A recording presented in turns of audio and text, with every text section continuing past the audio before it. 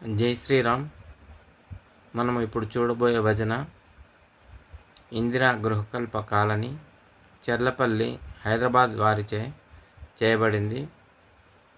ఈ భజన ఇక్కడి శివాలయంలో ప్రతి సోమవారం సాయంత్రం 7:30 నుండి 9 గంటల వరకు చేయబడుతుంది.